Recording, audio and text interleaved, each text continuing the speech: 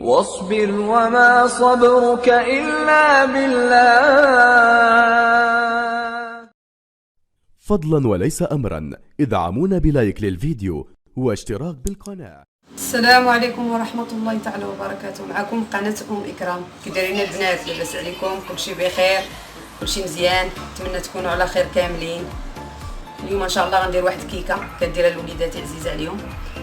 عندي هنايا جوج بيضات، 3 البيضات متوسطين ها هما درتهم هنا، وعندي كاس الحامض، كاس ديال الزيت، كاس ونص سنيده، وكاس ونص حليب، وعندي هنايا واحد فاني غنحتاجو في سميتو في كيكه، وعندي جوج فلو ديال البنان، نكهه البنان غنديرها ان شاء الله نكهه البنان، وجوج خمارات حمرين، عندي شويه ديال قشره ديال الحامضه، نص حامضه قشره ديالها، وقبيصه الملح. هادشي اللي كاين ان شاء الله. غنخلطو ان شاء الله هادشي ونديرو سنيده في الكاس ديال مونينيكس.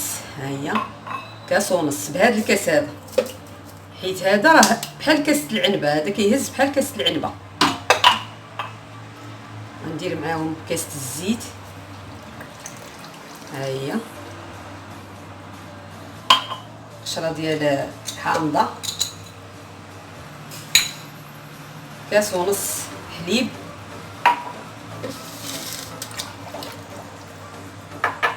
وغندير هاد جوج فلو هادو هنا. هانتوما البنات من بعد ما طحنت هاد الخليط ديالي،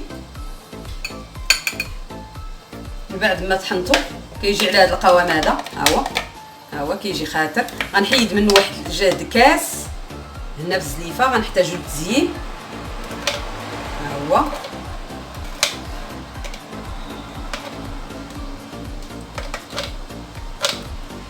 ان شاء الله غنحيدو.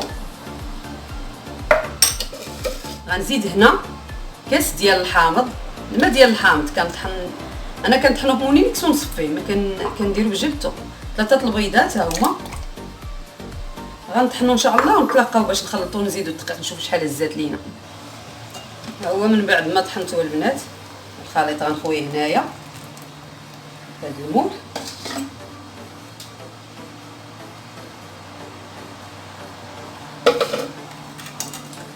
الدقيق راه عندي 2 كيسان هنا، تنخلط نشوف شحال هزات ليا، وغنقول لكم ان شاء الله شحال ديال الدقيق هزات ليا.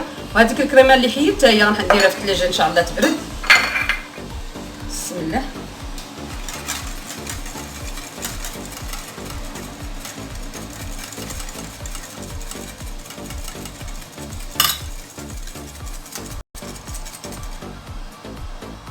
نتوما البنات هزات ليا 2 كيسان ونص كاس العنبه، بهذا الكاس هذا ولا كاس العنبه 2 ونص هزات ليا، وعلى حسب النوعيه ديال الدقيق، كاين اللي كيشرب كاين اللي ما كيشربش.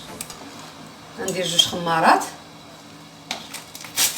وانا غندير في هذا المول هذا اللي عنده هذا الثقبه الوسط، واللي بغى يدير في المول مربع ولا مول داير، ولا كل واحد يدير فاش ما بغى. مع النكهه ديال الحامض والبنان. ايوا هادشي اللي كاين البنات، وقبلوا عليا، وشكرا على المشاركه ديالكم. ما تنساونيش بالجيم ديالكم، واشتركوا ان شاء الله في القناه يوصلكم الجديد. والسلام عليكم مره اخرى ان شاء الله.